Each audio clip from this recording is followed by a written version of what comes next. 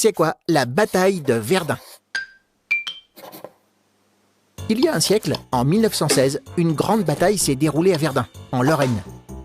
Cette bataille, qui opposait les armées françaises et allemandes, est sans doute la plus célèbre de la Première Guerre mondiale. Mais pourquoi est-elle devenue un tel symbole? D'abord, c'est l'une des plus longues du conflit. Elle a duré du 21 février au 19 décembre, soit 9 mois, 3 semaines et 6 jours. C'est aussi l'une des plus meurtrières, avec plus de 300 000 morts et 400 000 blessés. Verdun, qui se situe près de la frontière, avait été choisi par les Allemands pour mener une grande offensive. Le but, épuiser rapidement l'armée française. Mais les Français résistent plus que prévu, et les deux armées se retrouvent bloquées face à face dans des tranchées. Les soldats des deux camps doivent survivre dans des conditions terribles. La plupart des morts sont causées par des tirs d'obus. Bien que la bataille de Verdun s'achève sur une victoire française, elle est considérée comme un immense gâchis.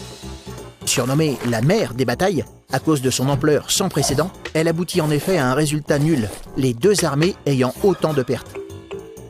Après l'armistice de 1918, est bâti près de Verdun l'ossuaire de Douaumont, qui abrite les restes de 130 000 soldats inconnus, français et allemands.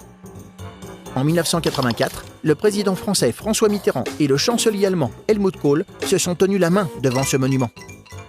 Un geste historique qui a fait de ce lieu un symbole de la réconciliation entre la France et l'Allemagne.